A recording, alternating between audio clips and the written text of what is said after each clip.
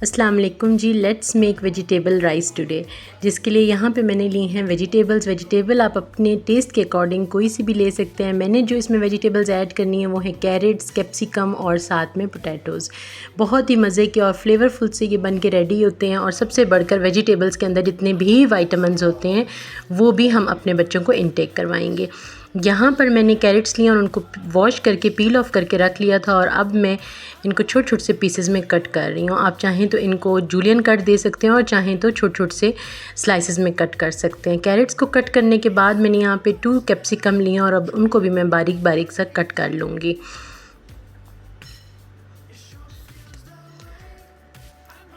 इस तरह से अगर आप अपनी वेजिटेबल्स को या खाने की जितनी भी आपकी प्रिपरेशन होती है उसको पहले से करके रखें तो आपका खाना बहुत ही जल्दी बन के रेडी होता है और आपको ज़्यादा हैसल करने की ज़रूरत नहीं होती है।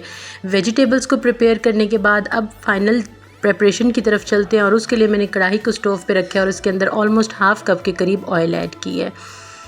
ऑयल ऐड करने के बाद मैंने इसके अंदर अनियंस ऐड कर दिए हैं। 2 मीडियम साइज़ के अनियंस को स्लाइसेस में कट कर लिया था और वो इसके अंदर ऐड कर दिए हैं। अनियंस को यहाँ पे हम गोल्डन ब्राउन होने तक कुक करेंगे।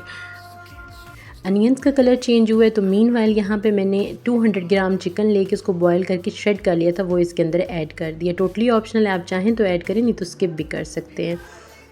चिकन को 2 से 3 मिनट्स तक ऑयल और अनियंस के साथ फ्राई करने के बाद अब जो वेजिटेबल्स कट करके मैंने रखी हुई थी वो इसके अंदर ऐड कर देनी है और उनको भी हम ऑयल के साथ अच्छे से फ्राई कर लेंगे।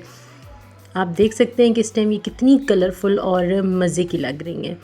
बस इनको आपने हाई फ्लेम पे यहाँ पे फ्राई करना है ताकि इनका क्रंच जो है वो ख़त्म ना हो। थोड़ी देर तक के लिए इनको फ्राई करने के बाद अब इस टाइम पे इसके अंदर मैं स्पाइसेस ऐड कर दूँगी एज़ माय ओन टेस्ट। आप अपने टेस्ट के अकॉर्डिंग इसमें स्पाइसेस ऐड कर सकते हैं। मैंने इसमें salt, red chilli, crush chilli, सफ़ेद ज़ीरा और साथ में कोरिएंडर पाउडर ऐड की है। स्पाइसेस को अच्छे से मिक्स करने के बाद अब मैंने इसके अंदर राइस के अकॉर्डिंग पानी लगा दिया था। मैंने 1 बोल राइस का प्रिपेयर किया था तो 2 बोल पानी के लगाए थे। जब पानी में बॉयल आ गया था तो मैंने पहले से भिगोए हुए राइस इसके अंदर ऐड कर दिए हैं।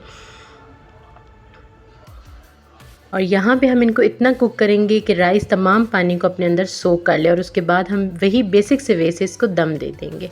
ये देखिए जी, यहाँ पे तमाम पानी सोक कर लिया था राइस ने तो मैंने इसको दम दे दिया। And here after 5 to 7 minutes इसका मैंने दम रिमूव की है और आप देख सकते हैं कि इतने फ्लेवरफुल और यमी ये राइस बन के रेडी हुए हैं। इस टाइम पे इनकी जो खुशबू थी ना वो अल्फाज में बयान ही नहीं हो सकती है। इसको मैं यहाँ पे एक सर्विंग डिश में निकाल लूँगी। और ये रही जी हमारे वेजिटेबल राइस की फाइनल